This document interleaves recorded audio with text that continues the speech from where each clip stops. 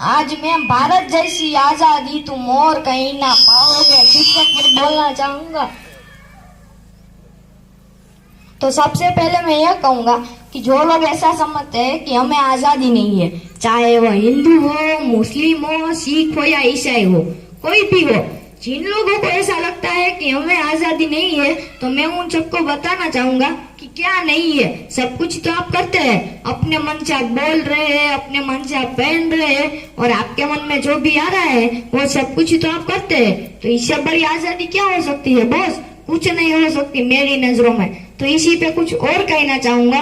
और जो लोग ऐसा समझते हैं कि आजादी नहीं है, वो लोग इस पर ज्यादा गौर फरमाएंगे तो अच्छा रहेगा। तो मैं शुरू करता हूँ।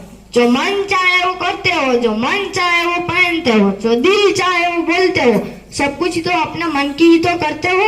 ऐसा सब कुछ एक साथ तुम और कहीं ना पाओगे। भारत जैसी आजादी तुम और कहीं ना पाओगे। बेखौफ निडर होकर जब तुम पीएम को गाली देते हो, बेखौफ निडर होकर जब तुम पीएम को गाली देते हो, आजादी को धोखा कहकर अपने मन की करते हो। जाकर देखो नॉर्थ कोरिया, तब तुमको पता चल जाएगा। जाकर देखो नॉर्थ कोरिया, तब तुमको पता चल जाएगा। आजादी का सही मतलब तब तुमको समझ में आएगा। मैं बताना चाहूंगा कि बहुत कम लोगों को यह पता होगा कि नॉर्थ कोरिया में तानाशाही चलती है। वहाँ आप अपने मन से बाल तक नहीं कटा पा सकते। और इंडिया में आपको क्या नहीं मिलता बॉस? सब कुछ तो मिलता है। तो उन लोगों से पूछिए ना जो अपने मन से बाल तक नहीं कटा पा सकते, उनसे पूछिए आजादी क्या होती है, आजादी का मतलब क्या होता है। तो उसी पे कुछ और कहना चाहूंगा। जाकर देखो नॉर्थ कोरिया, तब तुमको पता चल जाएगा। जाकर देखो नॉर्थ कोरिया, तब तुमको पता चल जाएगा। आजादी का सही मतलब तब तुमको समझ में आएगा। वहाँ चाहकर भी तुम अपने मन से बाल कटाना पाओगे। वहाँ चाहकर भी तुम अपने मन से बाल कटाना पाओगे कि अपने मन की कुछ भी तो जेल में डाले जाओगे।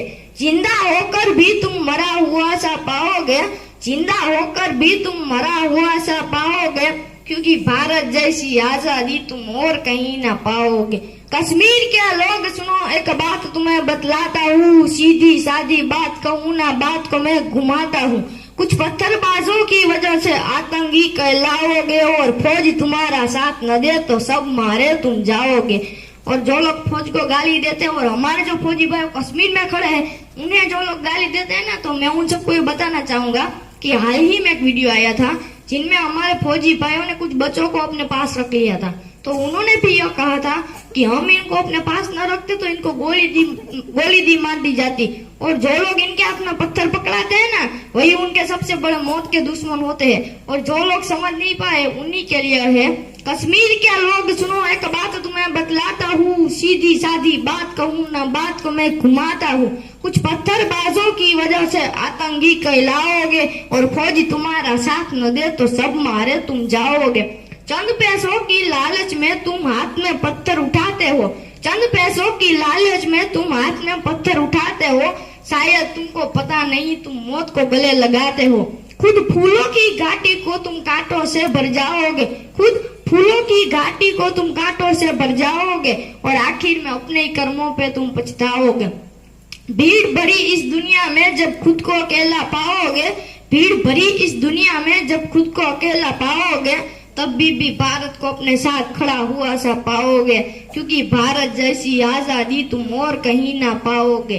भारत के कुछ लोग बताओ ऐसा तुम क्यों करते हो? भारत के कुछ लोग बताओ ऐसा तुम क्यों करते हो? जनगण मन पे मुंह को बना फौरन एंथम पे क्यों मरते हो? बहुत से लोग ऐसे हैं कि अभी मुद्दे सामने आए हैं कि जनगण मन पर खड़े होने पर बैन लगा दिया जाए और इसे खत्म करे। क्यों भाई? 52 सेकंड के एंथम पर खड़े होने पर आपको प्रॉब्लम हो रही है? तो उन लोगों की नहीं सोची जो फांसी पे लटक गए हैं, जो माओ ने अपने बच्चों की अर्थियां देखी है, जो विधवा हो गई है, मेहंदी लगे हाथ उन्होंने अपने पति की अर्थियां सजाई है, किसी ने उनके बारे में नहीं सोचा। किसी ने तो 52 सेकंड के एंथम पर खड़े होने पर भी प्रॉब्लम हो रही है। तो उन लोगों को हिंदुस्तानी कहलाने का कोई भी हक नहीं है मेरी नजरों में। तो इसी पे कुछ और कहना चाहूंगा। भारत के कुछ लोग बताओ ऐसा तुम क्यों करते हो? जनगण मन पे मुंह को बना फौरन एंथम पे क्यों मरते हो? टैलेंट की यहाँ कमी नहीं, बाहर से टैलेंट लाते हो। टैलेंट की यहाँ कमी नहीं, बाहर से टैलेंट लाते हो। सच्चाई को अनदेखा कर झूठ को गले लगाते हो। जैसा बोओगे वैसा ही पौधा लगा तुम पाओगे, जैसा बोओगे वैसा ही पौधा लगा तुम पाओगे, और हिंदुस्तान में रहकर भी तुम जिहादी कहलाओगे। मन है तुम्हारा मेला तो भारत को समझ ना पाओगे, मन है तुम्हारा मेला तो भारत को समझ ना पाओगे, क्योंकि भारत जैसी आजादी तुम और कहीं ना पाओगे। धन्यवाद बहुत बहुत। और बस मैं तो सबको प्रणाम करता हूँ, और जिन लोगों को बुरा लगा हो उनको मैं सॉरी बोलना चाहता हूँ, पर मेरे दिल में बहुत गुस्सा है ये सब चीजों के लिए। और मैं ये कहूंगा कि हमारे देश के लिए लोग शहीद हो रहे हैं, और हमारे देश के लिए लोग शहीद हो रहे हैं आए दिन। मतलब कैसा होता होगा उनके घरों में माहौल, हम तो महसूस भी नहीं कर सकते। हम तो सिर्फ सुनते हैं, 2-4 मैसेज करते हैं, स्टेटस डाल देते हैं, बस शहीदों के लिए हो गया। उनके परिवार से पूछो ना, जिनके 2-2 महीने के बच्चे हैं, जो बिना माँ बाप के कैसे रहते होंगे। तो बस मैं यही कहना चाहूंगा, और अपने देश को आगे बढ़ाने के लिए हमें ही पहले पहल करनी होगी, और कोई नहीं आएगा। जय हिंद, जय भारत, खुश रहिए।